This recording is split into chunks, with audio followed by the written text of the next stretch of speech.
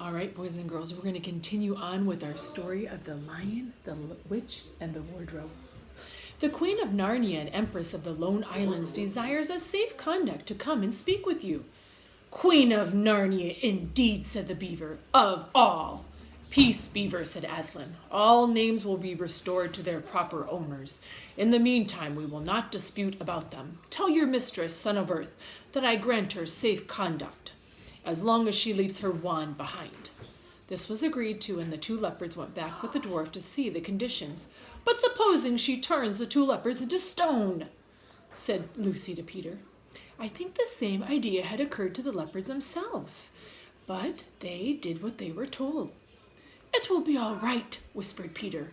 He wouldn't send them if they weren't. A few minutes later, the queen herself walked out to the top of the hill, came straight across, and stood before Aslan. The three children, who had never seen her before, shuddered and felt just shivers run up and down their backs at the sight of her face. And there were low growls from all the animals present. Though it was bright sunshine, everyone felt suddenly very cold. The only two people present who seemed to be quite at ease with Aslan was Aslan and the queen herself.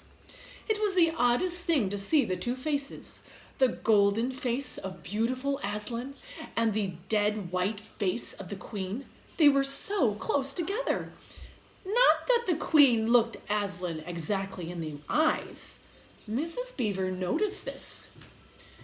You have a traitor there, Aslan, said the queen. Of course, everyone present knew that she meant Edmund. But Edmund had got past thinking about himself as a traitor. He just went on looking at Aslan. It didn't seem to matter what the queen said. Well, said Aslan, his offense was not against you, he told the queen. Have you forgotten, said the queen. Let us say I have forgotten it, said Aslan. Tell us what you think you know. Tell you, said the queen. Tell you what is written on that very stone table which stands beside us.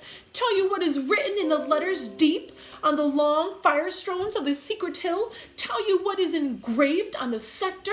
You at least know what the emperor put into Narnia at the very beginning. You know that every traitor belongs to me, that they are my prey. Every treachery, I have a right to take them, to do what I want with them.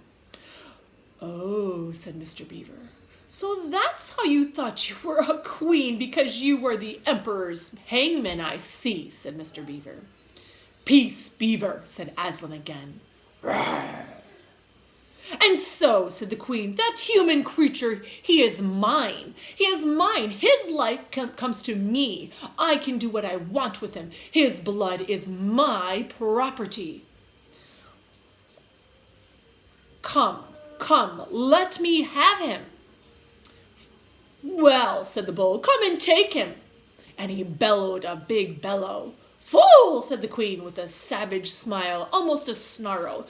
Do you think your master can rob me of what is mine?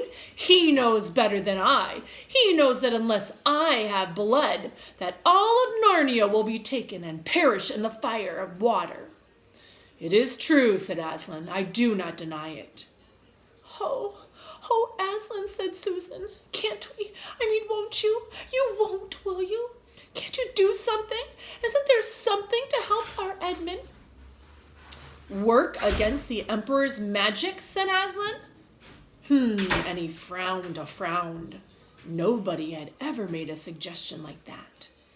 Edmund was on the other side of Aslan, looking at Aslan's face. He felt a scared, choking feeling and wondered if he should say something. But a moment later, he felt that he was not expected to do anything but wait and do what he was told. Fall back, all of you, said Aslan, and I will talk to the queen alone. They all obeyed. It was a terrible time waiting and wondering while the lion and the queen talked earnestly. Lucy said, Oh, Edmund, and she began to cry. Peter stood with his back to the others, looking out at the sea. The beavers stood holding each other, their paws and heads bowed. The centaurs stamped their feet, but everyone became perfectly still in the end. You didn't even notice the bumblebee flying. And here's a picture of the queen and the lion talking. And still the talk between Aslan and the White Witch went on. At last they heard Aslan's voice say, "You can all come back. I have settled the matter. She has renounced the claim on your brother's blood." And all over the hill there was a noise, as if everyone had been holding their breath, and they let it out. The queen was just turning away when a look of joy on her face, and she stopped. "But how do I know this promise will be kept?" she said. "Rawr!" roared Aslan, half rising from his throne. His great white mouth opened wide, wider, wider, louder, louder grew the roar. And the queen, after staring for a moment with her lips, picked up her skirts and ran for her life. Now we'll find out what happens tomorrow. The triumph of the queen. Does the queen win? Does she get to take what's hers? I hope that you will be waiting to hear. Have a great day.